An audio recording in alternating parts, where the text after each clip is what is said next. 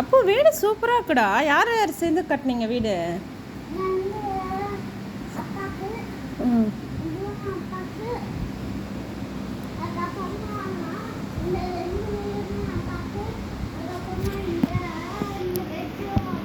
விடு போனே.